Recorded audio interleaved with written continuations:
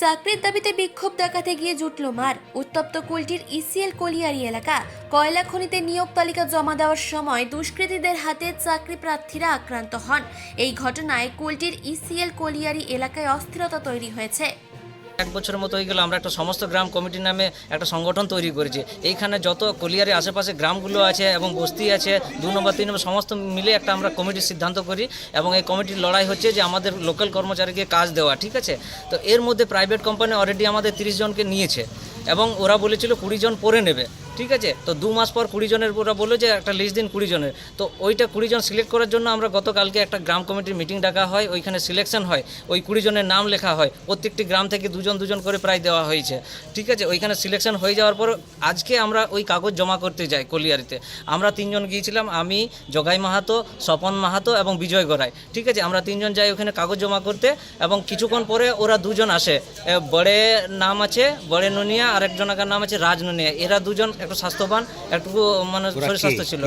ওরা 2 নম্বর এলাকারই ছিল, ঠিক আছে। অথচ আমাদের ওরা কোনো ইয়েতে আসেনি, আপনার এই মিটিং মিছিলে আসেনি, ঠিক আছে। ওরা দেখতে চাইলো সব কাগজগুলো যে আপনার বলছে কাদেরকে আপনার কাজ দিচ্ছেন, ঠিক আছে। আমি বলে দেখুন এইগুলো আছে, বলছে আপনি একে কেন দিলেন, চিনাকুড়ি হাঁটান, আপনি বিনোদবান হাঁটান, এরকম করে কাগজগুলো বলছে এগুলো হবে না। আমি বলছি আপনি এরকম কেন করছেন, বলছে দেখবে আমি ফেড়ে দেবো সব কাগজ ওইখানে ফেড়ে দিল, যত ডকুমেন্ট ছিল সব ফেড়ে দিল। আমি বলতে গেলাম যে আপনি কাগজগুলো ফাড়লেন কেন, তখন আমাকে মারতে লাগায়, আমাকে মারে আমার গাছের গোড়াতে আমি পড়ে যাই, ঠিক আছে। তখন এরা 2 জন স্বপন মাহাতো আর বিজয় গড়াই এসে বললো আপনি ওদের জগাইকে মারলেন কেন।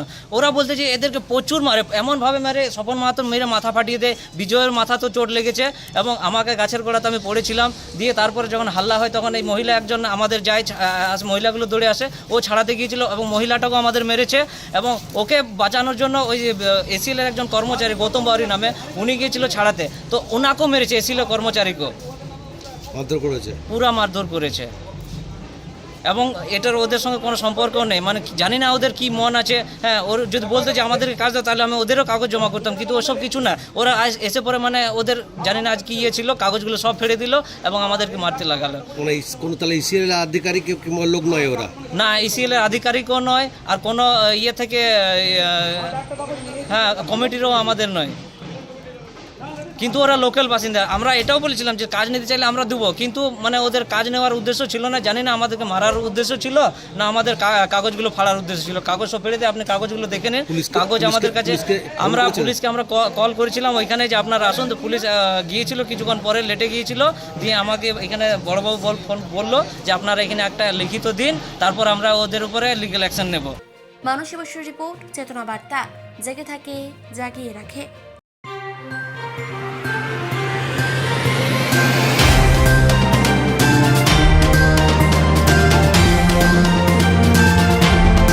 চেতনা বার্তা, জেগে থাকে, জাগিয়ে রাখে।